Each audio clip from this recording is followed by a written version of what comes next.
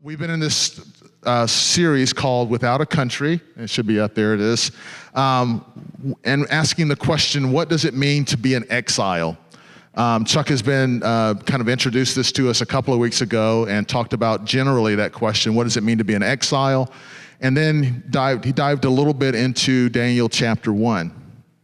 One of the verses that has been sort of a theme verse for us for this series is the next slide, I believe, 1 Peter chapter 2, verses 9 through 12. And let me read through that for you. This is in the ESV version, just as Chuck presented it a couple of weeks ago.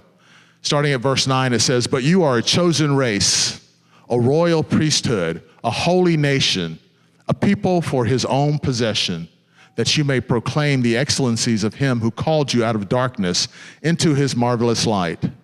Once you were not a people, but now you are God's people. Once you have not received mercy, but now you have received mercy." And then on the next slide is verse 11, I believe. Yes. "Beloved, I urge you as sojourners and exiles to abstain from the passions of the flesh, which wage war against your soul. Keep your conduct among the Gentiles honorable, so that when they speak against you as evildoers, they may see your good deeds and glorify God on the day of visitation." So the first few verses are about what's true about us as God's own possession, that we are God's own possession, purchased by the blood of Christ for his sake and his glory. And then he challenges us to live a life worthy of that calling, to abstain from the trappings of the world and the culture, to abstain from fleshly indulgences. Hebrews 11:13 is very similar to that. "These all died in faith," and this is the famous chapter on the heroes of the faith in the Old Testament and the New. It starts with this verse, "These all died in faith, not having received the things promised, but having seen them and greeted them from afar, and having acknowledged that they were strangers and exiles on the earth. For people who speak thus make it clear that they are seeking a homeland." In the next verse, thank you. "If they have been thinking of that land from which they had gone out, they would have had opportunity to return. But as it is, they desire a better country, that is a heavenly one. Therefore, God is not ashamed to be called their God, for he has prepared for them a city." So those two verses kind of are the two places in the New Testament that talk about what it means to be an exile. The First Peter passage, I think, is saying that we are people who have been called out of darkness into God's light. We're chosen by God. We are a holy nation. We are purchased by God to be his possession. So our lives are not our own. In the Hebrews passage, I think we're being told that we have received mercy. And then we are called to abstain from the passions of the flesh. We're called to do good deeds for the purpose of glorifying God. And then that we hope for a better life than the one we are living, a better country, a heavenly one. I think what the challenge of being an exile is living in the culture as it exists, as we do, but not being a part of that culture. We are in the culture, in the world, but we're not a part of the world. So how do we live our lives in that way where we are obviously in the world, but we are not supposed to be a part of the world? We're supposed to be lights shining in darkness. We're supposed to be different. When people look at our lives, do they see something different about us than the lives of people who do not believe? That is what's going to draw men and women to Christ, when they see that we love one another and that we are different from the rest of the world. In these passages, Peter and the author of Hebrews, they're both calling followers of Jesus to maintain their status as exiles and travelers, to not get too comfortable. Ultimately, this earth is not our home. We do not need to get comfortable here with the trappings of culture. And if we are comfortable here, if we think we are living our best life now, quote, then maybe we need to rethink where our hearts are focused. Let's check our hearts and ask God to realign our affections for him and for the heavenly country he has promised for those who place their trust in him. But in the meantime, we are here. We are a part of the world, and we have to exist as exiles and aliens in this foreign land. So how do we do this in a way that honors God and shows love toward others? Let's start with some of the things that we don't need to do, some common ways that we respond to this idea of how to be an exile. And Chuck went over these a couple of weeks ago, but I'll just, as a review, remind you of them. One of them is isolationism, isolating ourselves. It's very easy to say, okay, I'm a believer in Christ, and I believe differently than the world believes, and so I'm going to divorce myself from culture and not be a part of it at all. And we become sort of country club Christians where we come to church and we enjoy our worship time on Sunday mornings and our meetings, our prayer meetings and all of that, but we don't engage the culture. I think that's a mistake. I think that's a big mistake. God has called us to be in the world, but not a part of the world, not to be completely divorced from the world. We're supposed to engage the culture. We're supposed to be a part of it, but for the purpose of glorifying Him and serving the culture. Or we can have no concern for public life whatsoever. We're so heavenly minded that we are no earthly good. That's a favorite phrase that people have said over the years. Or we reject all things cultural. In other words, we look at the things of the culture and we say it's all bad. I don't think that's true either. God has blessed each one of us with gifts and talents and abilities, and those things glorify God as they are displayed. So completely rejecting all things of the culture is not the right way either. And I can say that from a heart of a musician who, I know God has blessed me with talents as a musician, and that's supposed to be on display, not for my sake, but so that they can look at me and hear me sing or play or whatever I'm doing musically and give glory to God and say, wow, that's a special talent. And I can then say, thank you, Lord, for giving me this talent. You want to know this Jesus who I serve, who's the one who's responsible for giving me the talent. So that's not the right answer either, to reject all things in the culture. Actually, it's impossible. We have to live in this world, and there's no way that we can completely be unstained by the culture. We have to be part of it. We are a part of the culture. But I think the biggest threat above isolationism or no concern for public life and a complete rejection of the culture is this idea of assimilating completely. This is on the other end of the spectrum where we just totally assimilate completely into the culture. We become culturally comfortable, settled. We completely adopt the values and the practices and the norms of the culture. We talked about this in our small group this morning, how we are just bombarded every day with images and media and even people in the culture, and it becomes sort of accepted. We sort of adopt what we are experiencing and hearing from the culture because it becomes normalized. And I don't think that's the right approach. We do not need to completely adopt the values and practices and norms of the culture. Even things like work, entertainment, education, and sports can squeeze out the rhythms of basic Christian life and practices. All right, so this is the quote that Chuck has been using. This is a John Piper quote. He loves John Piper. I like John Piper as well. But this is a good quote that kind of sums up what our purpose is as exiles. Not on either end of the spectrum where we completely adopt the cultural aspects or that we completely reject it and become isolationists, but we become a part of the culture for a specific purpose. And I think John Piper sums it up well. He says, the greatness of Christian exiles is not success, but service. Whether we win or lose, we witness to the way of truth, beauty, and joy. We don't own culture or rule it. And Chuck added, and it doesn't own us or rule us as well. We serve it with broken-hearted joy and long-suffering mercy for the good of mankind and the glory of Jesus Christ. I would like to summarize that by saying, just what I said about Celebrate Recovery just a minute ago. We're not adapting or adopting the values of Halloween necessarily, but we are serving the culture, providing a safe place for them to do Halloween. For what purpose? Not to glorify ourselves, but as an opportunity to serve them and to love on them and introduce them to the Christ that we know.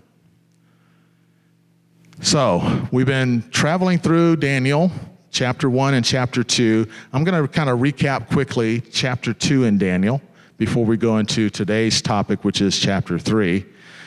In chapter 2, a lot of this approach we can see in the life of Daniel.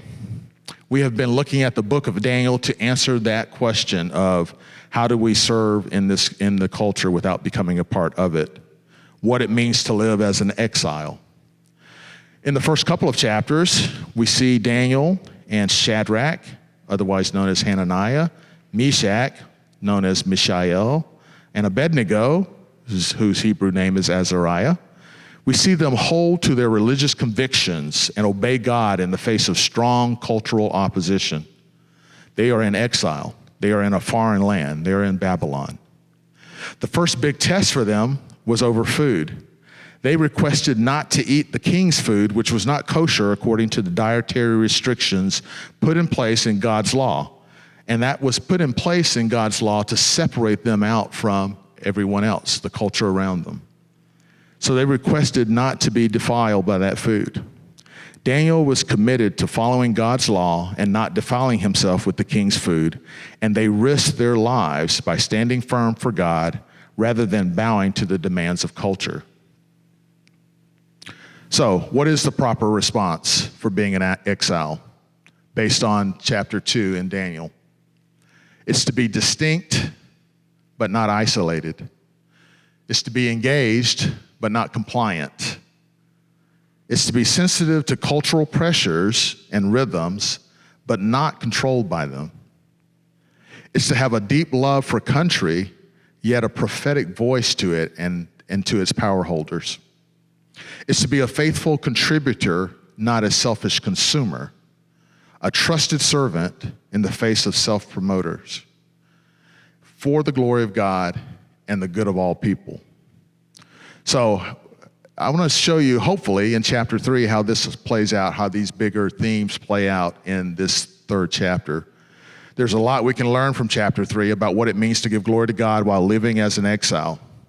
At the beginning of chapter 3, we read these words. This is the first verse in chapter 3. Nebuchadnezzar, the king, made an image of gold, the height of which was 60 cubits, and its width 6 cubits. He set it up on the plain of Dura in the province of Babylon.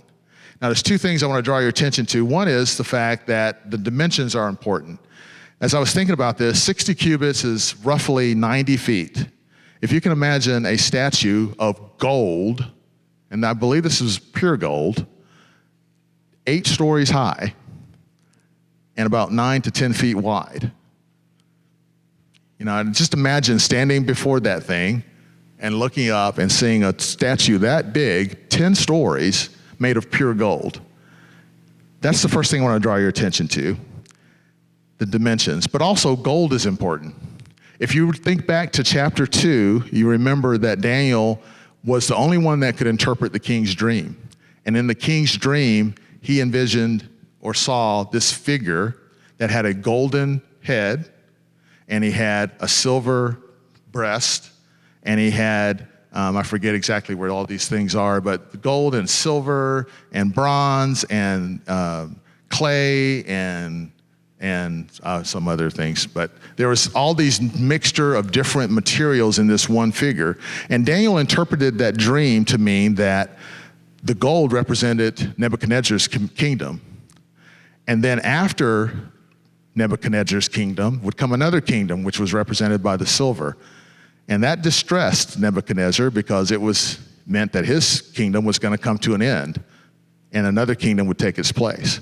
And then ultimately a rock comes down and demolishes all those kingdoms, and God sets up his kingdom. And Daniel interpreted this for him. So you can imagine why he built this 90-foot statue of gold, saying, I defy that. That's not going to happen. Gold is my kingdom, so I'm going to make a statue of pure gold, top to bottom, head to toe, meaning my kingdom will never end. So there's a lot of pride represented there. And that's something that we see in our culture as well. The boastful pride of life is what the God's word calls it. We want to be the Lord and God of our own lives instead of letting God be a ruler of our lives. So that's what we see in verse 1. Verses 2 to 5, it says, Then Nebuchadnezzar the king sent word to assemble the satraps, the prefects, and the governors, the counselors, and the treasurers, the judges, the magistrates, and all the rulers of the provinces to come to the dedication of the image that Nebuchadnezzar the king had set up. Then the satraps, the prefects, and the governors, the counselors, the treasurers, the judges, and the magistrates of all the rulers of the provinces were assembled for the dedication of that image that Nebuchadnezzar had set up. I love it that, I'm going to interject here, as I was studying this, that phrase, that Nebuchadnezzar has set up, just kept coming back. And that kind of rung true with how I think we participate in our culture sometimes. We set up these idols, and it's us setting it up. Rather than surrendering to the authority of God, we set up things ourselves. So you see that phrase a lot. Then the herald loudly proclaimed, "To you the command is given, O peoples, nations, and men of every language, that at the moment you hear the sound of the horn, flute, lyre, trigon, psaltery, bagpipe, and all kinds of music, you are to fall down and worship the golden image that Nebuchadnezzar the king has set up." All the rulers summoned to attend the dedication of the image. He calls every one of his province leaders, his governors, everybody involved in the leadership of the kingdom at that time of Babylon. He calls them all to participate in this dedication. Another thing to notice in these verses is that the command to fall down and worship was given to peoples, nations, men of every language. And I think that's important because of what we're going to see later. That phrase, peoples, nations, and men of every language, is used again, but in a completely different context later in this chapter. And we'll talk about that in a minute. Obedience is expected to be immediate. That's something else we need to draw from this passage. The pressures of the culture will sometimes be upon us, and the pressure to bow down to it and surrender to the pressure of the culture is immediate and is expected to be done immediately. I think what we can get from this as a overriding theme is that adherence to the winds of culture. I think that's on a slide by itself. Yeah, there it is. Adherence to the winds of the culture is not only expected, but it is often expected immediately. And that can feel very hot, so to speak. There's a lot of pressure there to bow to the winds of culture, especially when it affects us so personally. In verses 6 and 7, we read this: "But whoever does not fall down and worship shall immediately be cast into the midst of the furnace of blazing fire. Therefore, at that time, when all the peoples heard the sound of the horn, flute, lyre, trigon, psaltery, and bagpipe, and all kinds of music, all the peoples, nations, and men of every language fell down and worshiped the golden image that Nebuchadnezzar the king had set up." There are a couple of things here. The consequences of disobedience to the winds of culture are also immediate, and they can often be very severe.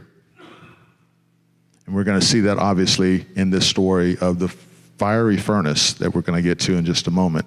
I think what we can get from this passage is that the consequences to not adhering to the culture is often immediate and can be severe.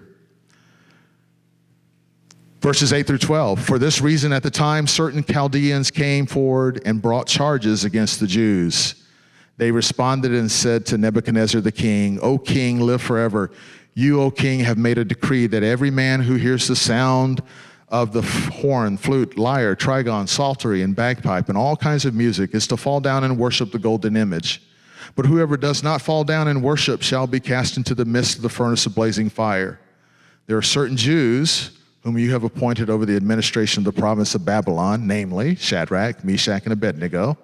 These men, O king, have disregarded you. They do not serve your gods or worship the golden image which you have set up.'" It's so interesting, the phrases that are used in this passage.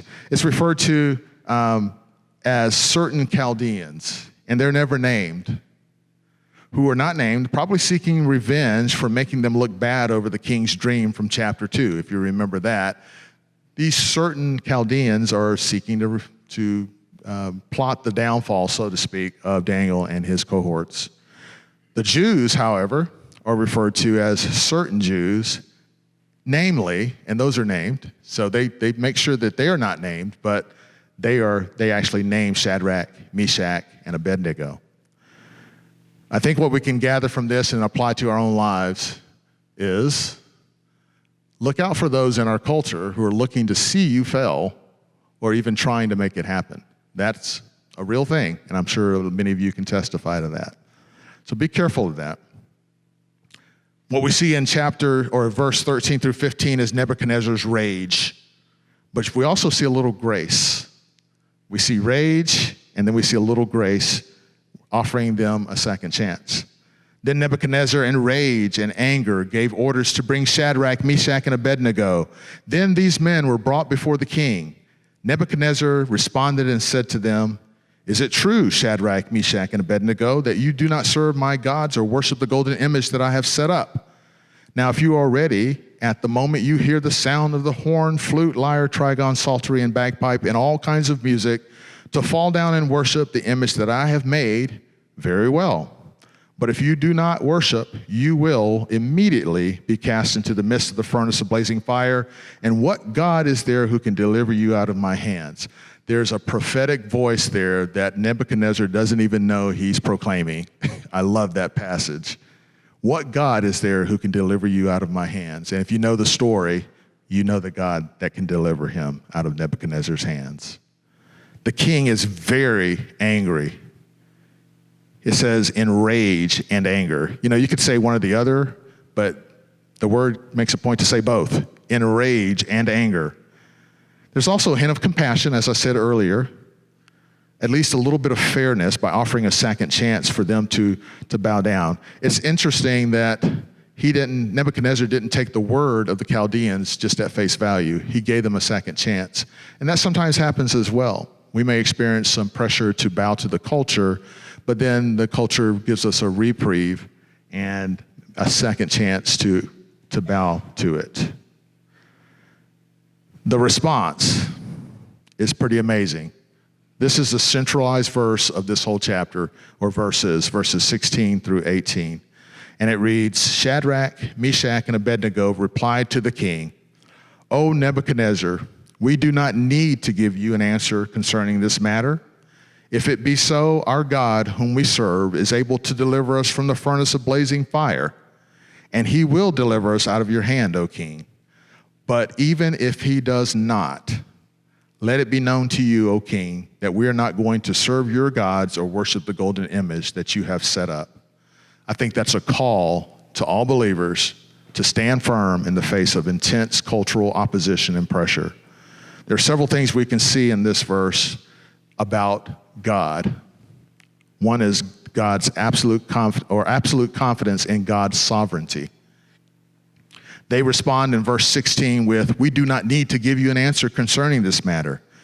There's a lesson here about what it is, when it is appropriate to speak and when it is not. Sometimes we need to just be still and be quiet and wait on the Lord and trust him, even in the face of pressure from the culture. I didn't say it was easy, but that's what we need to do. The second thing we see about God and the Hebrew boys is that there was an absolute confidence in God's power to save. Not knowing that whether or not he was going to save, but an absolute confidence in God's power to save. We see that in verse 17. If it be so, our God, whom we serve, is able to deliver us from the furnace of blazing fire. And then the last thing, there's an absolute faith in God and belief that his plan is good and right. They were ready to die. They held true to God in the face of certain death. One of my favorite TV pastors is Charles Stanley. Some of you may know him. I listen to his podcasts, I listen to his devotionals, and I watch him on television sometimes. I love to listen to him preach because his teaching is biblically sound and very practical. One of my favorite quotes from him is, "Obey God and leave all the consequences to him. That is living life at its very best." It's a simple admonition, but very profound at the same time. True faith in God requires that we obey him completely and immediately, despite the consequences to ourselves. And God will provide whatever we need for his will to be done in our lives. We move on to verse 19 through 22. Then Nebuchadnezzar was filled with wrath, rage, anger, all those terms have been used so far in the New American Standard Version anyway. And his facial expression was altered towards Shadrach, Meshach, and Abednego. He answered by giving orders to heat the furnace 7 times more than it was usually heated. He commanded certain valiant warriors who were in his army to tie up Shadrach, Meshach, and Abednego in order to cast them into the furnace of blazing fire. Then these men were tied up in their trousers, their coats, their caps, and their clothes, and were cast into the midst of the furnace of blazing fire. For this reason, because the king's command was urgent and the furnace had been made extremely hot, the flame of fire slew those men who carried up Shadrach, Meshach, and Abednego. What's the lesson here? Obey God and leave all the consequences to him. This is exactly what Shadrach, Meshach, and Abednego do in this very intense standoff with King Nebuchadnezzar. The king is furious and commands that the furnace be heated to 7 times normal. It even says that his facial expression changed, implying that they were very forceful, telling the king that they had no intention of obeying him. It also implies that up to now, he was showing grace toward them, but not anymore. He is enraged. Verses 23 to 29, we're nearing the end of the chapter, is a great passage that informs how we should relate to the culture as well. It says, but these 3 men, Shadrach, Meshach, and Abednego, fell in the midst of the furnace of blazing fire, still tied up. Then Nebuchadnezzar the king was astounded and stood up in haste, and he said to his high officials, was it not 3 men we cast bound into the midst of the fire? They replied to the king, certainly, O king. He said, look, I see 4 men loosed and walking about in the midst of the fire, without harm, and the appearance of the 4th is like a son of the gods. Then Nebuchadnezzar came near to the door of the furnace of blazing fire. He responded and said, Shadrach, Meshach, and Abednego, come out, you servants of the Most High God, and come here. That's amazing. Nebuchadnezzar, a pagan king, says, you servants of the Most High God. Then Shadrach, Meshach, and Abednego come out of the midst of the fire. The satraps, the prefects, the governors, and the king's high officials gathered around and saw in regard to these men that the fire had no effect on them, on their bodies, nor was the hair of their head singed, and nor were their trousers damaged, nor had the smell of fire even come upon them. Nebuchadnezzar responded and said, blessed be the God of Shadrach, Meshach, and Abednego, who has sent his angel and delivered his servants who put their trust in him, violating the king's command, and yielded up their bodies so as not to serve or worship any god except their own God. Therefore, I make a decree. This is Nebuchadnezzar talking. Therefore, I make a decree that any people, nation, or tongue that speaks anything offensive against the God of Shadrach, Meshach, and Abednego shall be torn limb from limb and their houses reduced to a rubbish heap, inasmuch as there is no other God who is able to deliver in this way. There's probably a page of things I could tell you that we could draw from this passage, but here are just a few. Number 1, they are protected before, during, and after the fire. It's amazing. Their clothes weren't singed, their bodies weren't burned, and it even says not even the smell of fire was on them. Number 2, the king's witness. The king witnesses God's miraculous saving power. When we're engaged in a war with the culture, so to speak, it's amazing how God will give you situations where you stand firm according to his word, and others will see it. He will see it. Number 3, the protection is thorough and complete. There's nothing that says that they even got warm before they got near the fire, or that when they left the fire that anything was damaged, not even the smell, nothing was there that damaged them. God's protection is always thorough and complete. And then the last 3 relate specifically to the king, Nebuchadnezzar. Nebuchadnezzar, a pagan king, praises God, and he calls him the only true God. Nebuchadnezzar acknowledges the faith of the 3. And Nebuchadnezzar decrees that no one is to blaspheme God, and that's where he calls him the one true God. All coming from this pagan king because 3 faithful Hebrew boys decided to stand up for what was right and not bow to the culture. So the result of all of that is that God was glorified. I think that's the main message. Then the king caused Shadrach, Meshach, and Abednego to prosper in the province of Babylon. This is the last verse, verse 30 of this chapter, but I think there's a lot of implications about that verse. I believe that God will cause us to prosper in situations like this as we trust him completely and leave the consequences to him, for the purpose of giving God the glory and so that we are positioned to serve the culture wherever we find ourselves. This could be at home, this could be at work, or at school, or wherever we are. The consequences of obedience is that God is glorified and we have opportunities to serve the culture that we live in. That is the reward. We see God glorified and God uses us to serve the culture in which we live. All right, so in conclusion, there are 5 big lessons I think we need to take from this chapter 3. No matter our position and immersion in the culture, when values collide and Jesus and his word, we have to hang on to the truth regardless of the consequences. Obey God and leave all the consequences to him. That is living life at its very best. Number 2, having different spiritual convictions will never bother cultural powers. But saying that there is only one true God to be worshiped and refusing to bow or acknowledge any other will often deeply offend cultural power holders. We get that from verses 12 through 13. Verse 12 says, there are certain Jews who you have appointed over the administration of the province of Babylon, namely Shadrach, Meshach, and Abednego. These men, O king, have disregarded you. They do not serve your gods or worship the golden image which you have set up. And the response from Nebuchadnezzar, then Nebuchadnezzar, in rage and anger, gave orders to bring Shadrach, Meshach, and Abednego. Then these men were brought before the king.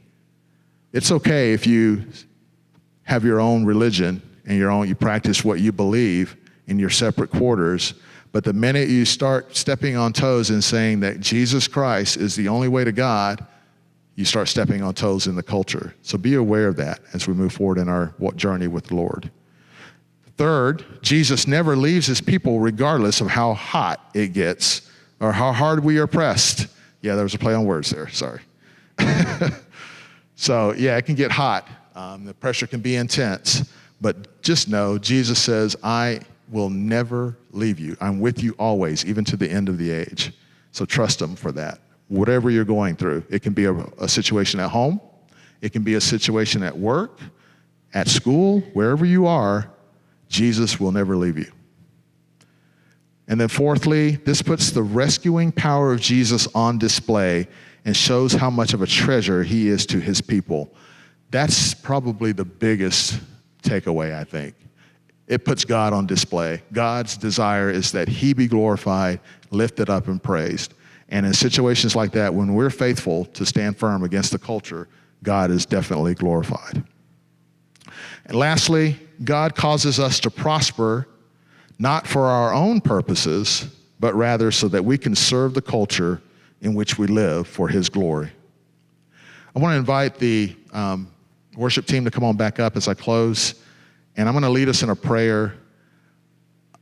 I know that there are people in this very room, including myself, who have faced or are facing cultural pressures to bow down to things that are not right and to do the wrong thing.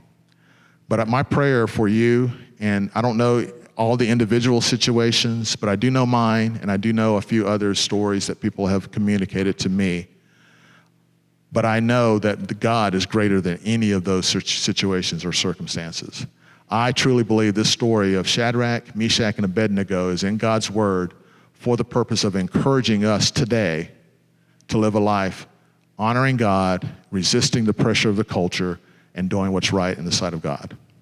So if that's you, I'm not asking you to raise your hand or speak it aloud or anything like that, but just to surrender to God in this moment as I pray and rest in his mighty power to save and trust him to deliver you from whatever it is that you are facing.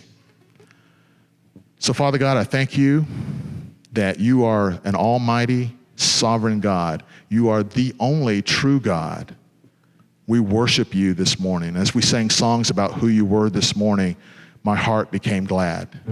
There's a lot that we face throughout the week, and I look so forward to coming here each week and worshiping you, to be reminded of your goodness, that you're a good Father, that you love us with an almighty love that we can't even begin to comprehend. And that whatever cultural pressures we're facing at home, at work, at school, wherever we are, Father God, that we would stand strong for the truth of the gospel, the truth of your holy word, and not allow people or circumstances to dictate what we do, but that we would look to your word and be confident in your power to save us and deliver us from whatever it is that we face.